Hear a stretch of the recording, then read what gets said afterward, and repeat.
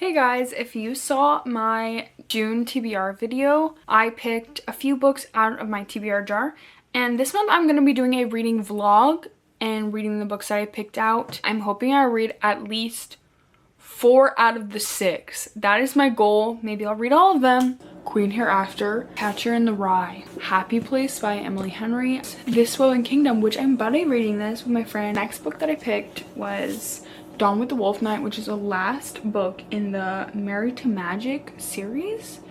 And then the last book that I picked is All the Light We Cannot See. I just went to the mailbox and there's some packages. I know what this one is, I don't know what that one is. So we're gonna open them up. I had to order this online because I went in person and they were completely sold out. Oh, cool. So I had to order it online. It's the Barnes & Noble. Oh my gosh, those pages are so pretty. This edition is so pretty. And so cute. Very happy about that. So it says it's from Grumpy Bookseller. I ordered a new copy of People We Meet on Vacation. My copy was falling apart, pages falling out, cover ripping off, so I needed to get a new copy because I do want to reread this. Cinder, which I'm behind. These are the old covers too. I found them thrifting. I have the first and second. I think I'm gonna try to just find all of the old covers. I mean, this is a Cinderella retelling. I feel like that's pretty obvious. It's kind of like futuristic, I guess. It says humans and androids. A deadly plague ravishes the population. What? Earth's fate hinges on one girl. Cinderella? She's a mechanic and a cyborg? This is nothing like I thought it was going to be. I thought it was just going to be like a classic Cinderella retelling. But I'm interested. I know this book wasn't on my June TBR, but I started it. And I got 25% into Cinder and I've decided to DNF it. I have read Heartless by this author. I rated it 5 stars. Absolutely loved it, but that was 4 years after this was published. And the writing is just very young in this. And it's also like Cinderella cyborg with the plague. Huh? Back in like 2012, this came out.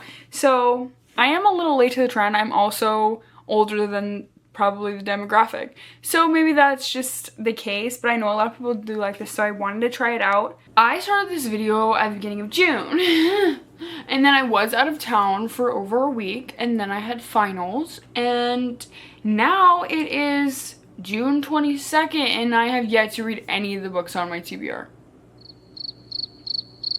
Time is running out.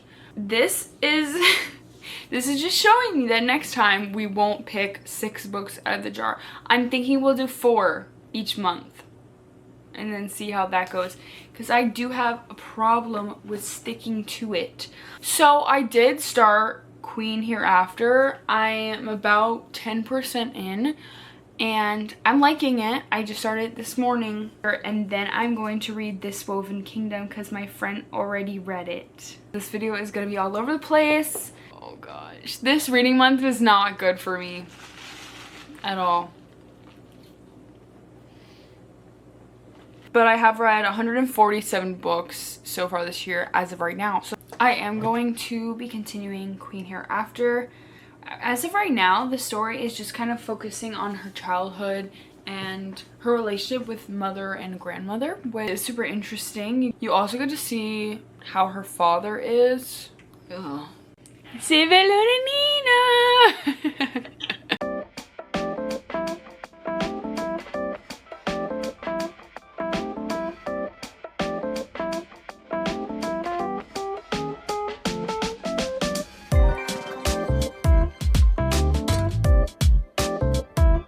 I just received ARC mail from Simon & Schuster, Loves a Witch. I'm actually so excited to read this. Look at these sprayed edges. Look at that little dog with wings. Hello? What is happening? He is Scottish. She's a redhead witch. Is this literally for me? Is this book about me?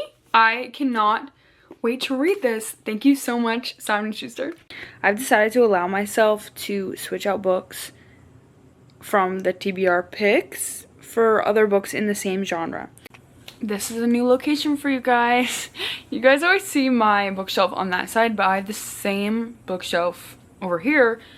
This is mainly where my romance is, as you can probably tell just by what you're seeing. But on the very, very top are my Clothbound Classics, and then I have some fantasy, like 2 shelves of overflow fantasy, because that whole shelf is fantasy. Can we tell I have a problem? And then these 2 are romance. I feel like I'm gonna have a little overflow, so I might have to move some down. And then here's more like literary fiction, thrillers, graphic novels, things I don't keep a lot of. Both on that bookshelf and this one are mainly all books that I've read. And then I have 2 bookshelves over here that are a lot smaller, but they have all my unread books.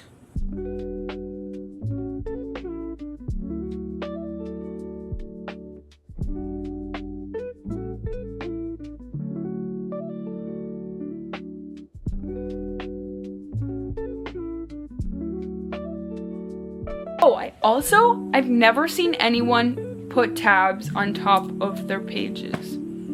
I've only ever seen people do them here, but my thought process, I've never done them on the sides, because my thought process is when you push it into a bookshelf, you're squishing them. So then, I don't know, I feel like some of them would like squish, and then the sticky would come out, and then they would go in there, and then they might fall out, or like lose their spot, or maybe it doesn't go all the way in the back. I don't know, but I've always just done them on the top, and I kind of like it that way.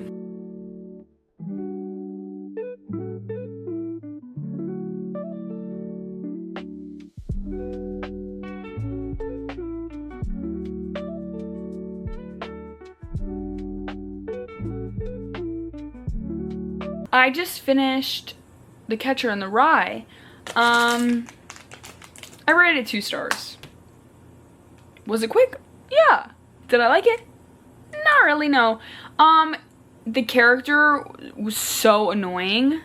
Actually so annoying. I didn't like it. And I know this is a classic. I kind of find it comforting that a book that is beloved by serial killers is a book that I don't enjoy. So I feel like there's something beautiful in that. And you know, that's okay. Like, I'm fine. I feel like if I would have loved it, I might have had to do some evaluating. I don't have to worry about that because I didn't like it. Yeah, I just didn't enjoy it. Even from the beginning, I didn't really like how the main character was talking about women. Reading a book by a man is just, I'm like, you better not say anything disrespectful. Classics, I feel like you're kind of gonna see that a lot. If I'm annoyed, it's boring, and you're saying questionable comments, you're gone. I am glad that I read it so I could have an opinion on it and say that I've read it and it's a classic and all of that, whatever. I never regret reading a classic, but there are a lot that I don't like. I'm at the gym. I am going to listen to Queen Hereafter. I got the audiobook on Hoopla. I'm almost like 50% in, so I'm hoping to get a big chunk of it done today. I went to the library with my friend and she was getting a library card, so I had to take a look around, and I did check out 2 books. Do I have like 150 books on my physical TBR? Yeah. And what about it? And I still checked out books. I got What Feasts at Night, which is the 2nd book. What Moves the Dead, which is a Follow the House of Usher retelling. I really liked that one. T. Kingfisher. And I need to read more books by this author because I've heard nothing but good things, and I liked the book that I did read by them. So I'm very excited. This follows Alex when they go back to their family's hunting lodge in the deep, cold, damp forest of their home country. And then I got Loath to Love You by Ali Hazelwood. I have read Stuck With You.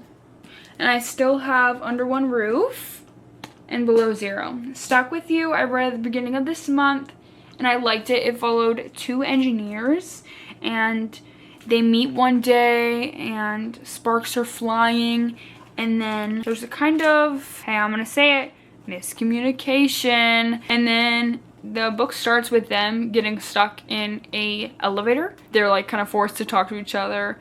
These three girls are all friends. They all have their own love story. And of course it's STEM. So I am 40% into Queen Hereafter, and it is actually a lot different. Like a reclaiming of the story of Macbeth. So she's like friends with Macbeth before she left to go court Duncan. So I'm interested to see how it's gonna go, but I am really liking it. I started What Feast at Night because I couldn't help myself. I am only a couple pages in, but the writing is so good.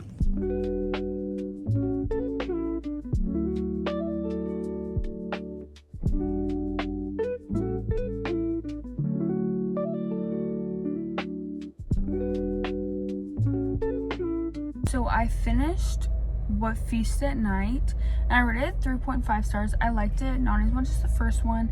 It had like the gothic eerie vibes. This one was more a ghost story than the first one was, but the ghost didn't even like really occur until like 50-60% in. I definitely want to check out more books by this author because I really like their writing. I'm now starting Loath to Love You.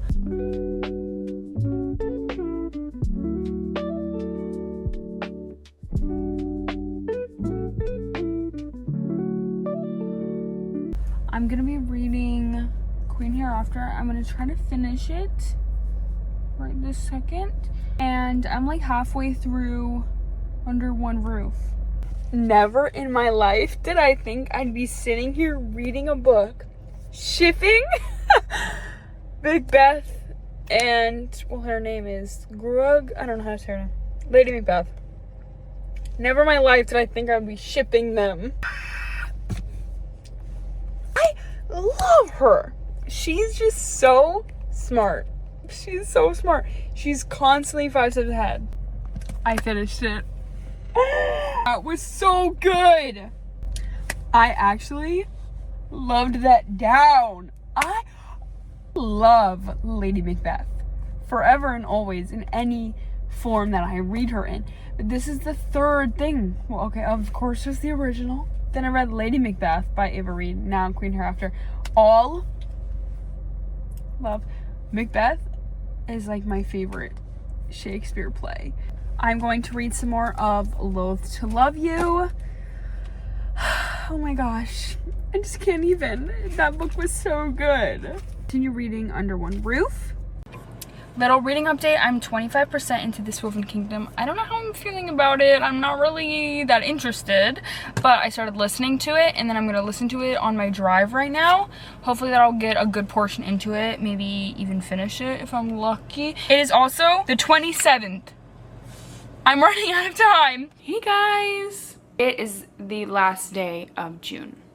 I have not finished This Woven Kingdom.